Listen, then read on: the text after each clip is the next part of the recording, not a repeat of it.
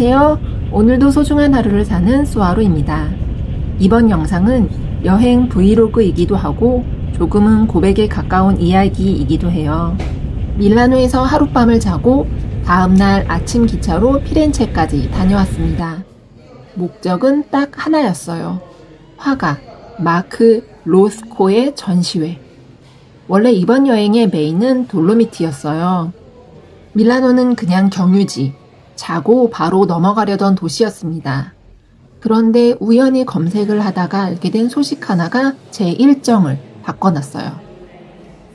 피렌체, 팔라초 스트로치에서 로스코 전시 중. 그 한 줄에 20대 때부터 몇 번이나 다녀와서 이번엔 갈 생각도 없었던 피렌체를 밀라노에서 1박을 추가하면서까지 당일치기로 다녀오기로 결정했습니다.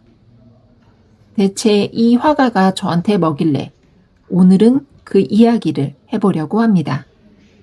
로스코와의 첫 인연은 2023년 여름이었어요. 런던 여행을 준비하면서 유튜브에서 이런저런 영상을 보고 있었는데 화면에 그림 하나가 스쳐 지나갔어요. 그냥 스쳐 지나갔을 뿐인데 갑자기 눈물이 났습니다. 이상했어요. 저는 그림 보는 걸 좋아하긴 하지만 미술을 잘 아는 사람은 아니거든요. 그런데 정말 화면 속에서 몇 초 스쳐간 이미지 하나에 눈물이 났다는 게 스스로도 당황스러웠습니다. 이 사람 누구지? 하고 찾아보니 마크 로스코였고 테이트 모던에 그의 작품이 상설 전시되어 있다는 걸 알게 되었어요. 저는 그때 결심했습니다. 런던에 가면 무조건 이 사람 그림 앞에 서 보겠다고요. 그런데 막상 런던에 도착해서 테이트 모던에 갔더니 로스코의 작품이 없었습니다. 파리 루이비통 재단의 로스코 전시회에 대여를 나가 있었던 거예요. 얼마나 허탈했는지 몰라요. 그렇게 로스코는 다시 제게서 멀어져 가는 것 같았습니다. 2024년 3월, 저는 도쿄 근교의 DIC 가와무라 미술관으로 향했습니다. 나리타 공항에서는 가깝지만 도쿄 시내에서는 꽤 먼 곳, 도쿄역에서 셔틀버스로 1시간을 달려야 도착하는 곳이었어요. 지금은 운영이 중단돼서 더 이상 갈 수 없는 미술관이 됐죠. 이 이야기를 하려면 그때 제 상황을 먼저 말씀드려야 할 것 같아요. 저는 2017년 유방암 간전이 4기 진단을 받았습니다. 그리고 2년간 파클리탁셀이라는 화학 항암제로 매주 치료를 받았습니다. 그런데 얼마 지나지 않아 자궁 내막암이 새로 발견되었습니다. 병명이 하나 더 늘어난 거예요. 자궁 내막암 수술을 받고 난 뒤 유방암 쪽은 다행히 소견이 보이지 않아서 파클리탁셀 치료를 잠시 쉬기로 했습니다. 그때 제 몸은 171cm에 45kg까지 근육까지 다 빠져서 사실 항암을 더 견딜 체력조차 없었어요. 주치의 선생님도 휴학을 제안하셨고 그렇게 시작된 휴학이 지금까지 이어지고 있습니다. 중증 코드 2개를 가지고 삶과 죽음의 경계에서 하루하루 줄타기 하듯 살아가는 시간이었어요. 오늘을 걸을 수 있다는 게 당연한 게 아니라는 걸 매일 몸으로 느끼면서요. 그런 시간을 지나 2024년 3월, 저는 DIC 가와무라 미술관 106번 방 앞에서 서 있었습니다. 106번 방으로 향하는 통로부터 분위기가 남달랐어요.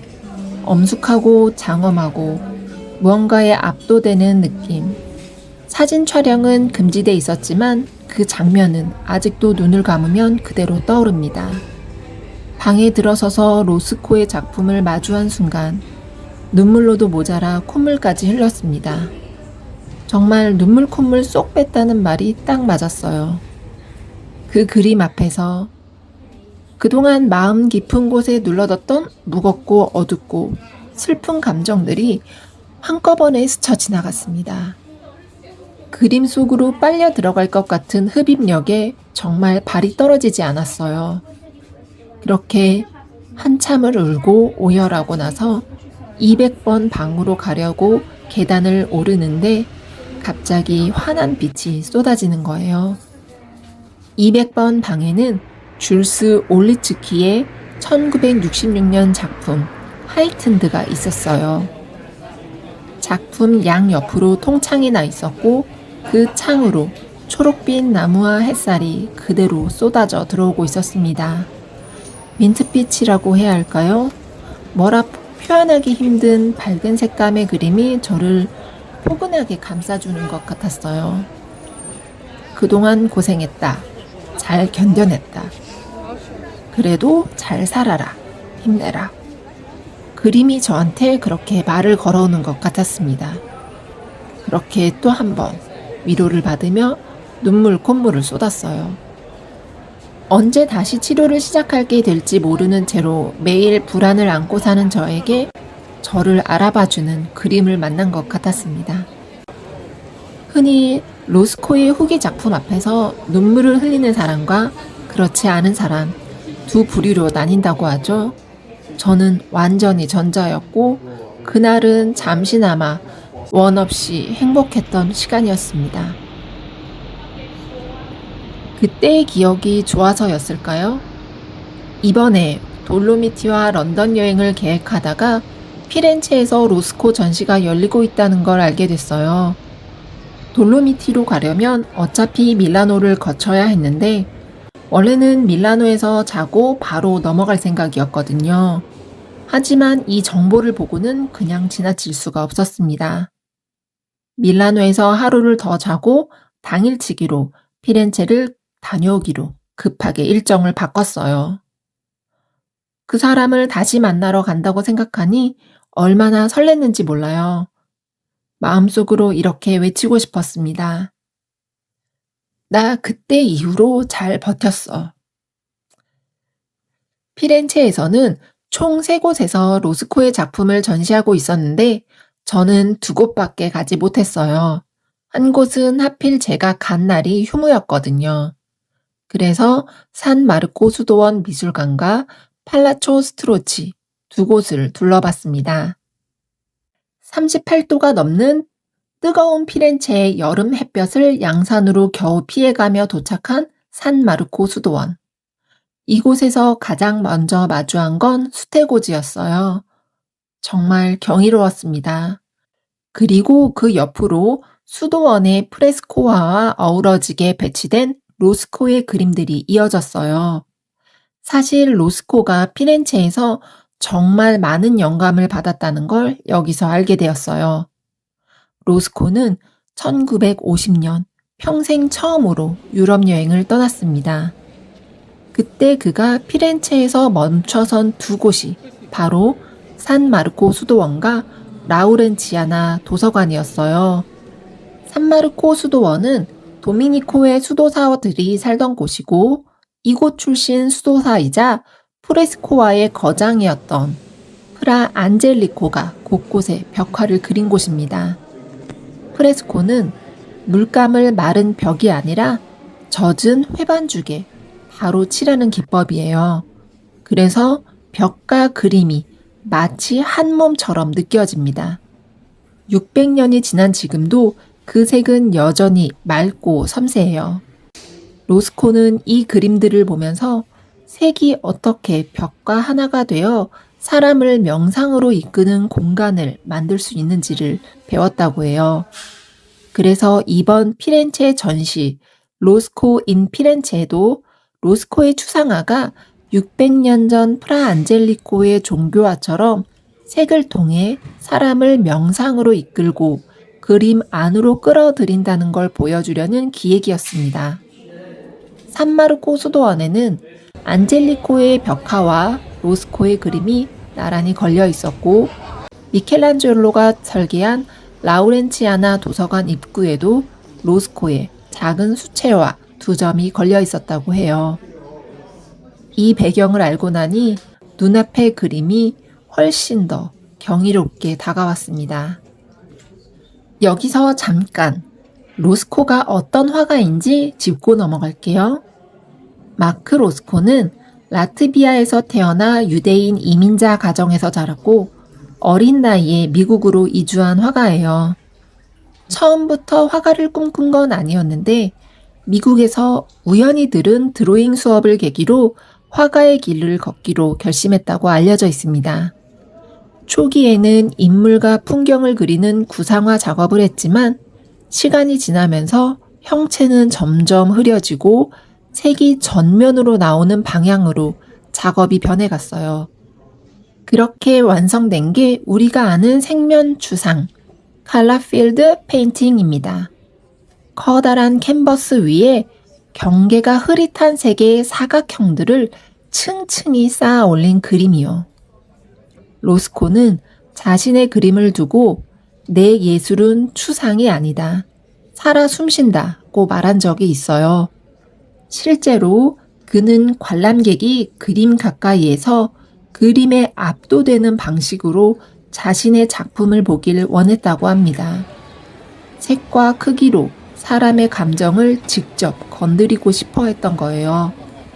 김환기 화백을 비롯해 많은 화가들이 그에게 영향을 받았고 스티브 잡스도 그의 작품을 좋아했다고 알려져 있죠. 두 번째로 향한 곳은 팔라초 스트로치. 로스코인 피렌체라는 이름으로 열린 이번 전시는 로스코의 아들인 크리스토퍼 로스코와 큐레이터 엘레나 게우나가 기획한 이탈리아에서 열린 로스코 전시 중 가장 큰 규모라고 해요. 전시는 시간 순으로 구성되어 있었어요.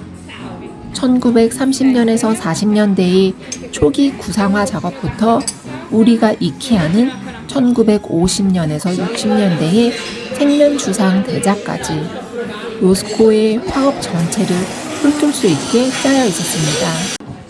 특히 인상 깊었던 건 전시 초반에 걸려있던 로스코가 남긴 유일한 자화상이었어요. 스스로를 앞을 보지 못하는 사람처럼 그린 그림인데 바깥이 아니라 자기 안쪽을 들여다보려는 듯한 느낌을 줬습니다. 그 옆으로는 배경에 풍경이 있는 초기 구상화들도 함께 있었는데 유화의 목탄이나 연필을 더한 방식이라 그런지 이미 화면 안에 어떤 건축적인 구조 같은 게 느껴지더라고요. 전시장을 걸으며 느낀 건 이곳의 로스코는 산마르코 수도원에서 만난 로스코와는 또 다른 얼굴이었다는 것이었어요.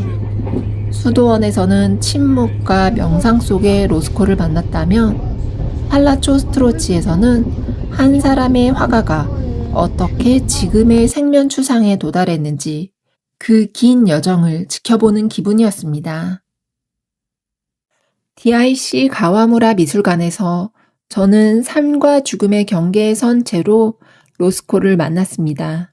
그리고 이번 피렌체에서는 그 경계에서 조금은 더 걸어 나온 채로 그를 만났어요. 같은 화가인데 만날 때마다 저에게 해주는 말이 다른 것 같았어요. 돌로미티 여행 이후에 런던에서 다시 그의 작품을 만날 예정인데요. 어떤 말을 해줄지 기대가 되었습니다.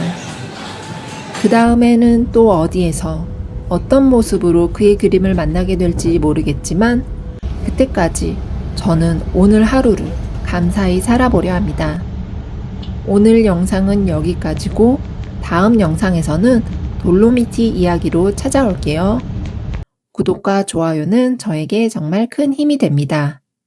오늘도 봐주셔서 감사합니다. 소하루였습니다.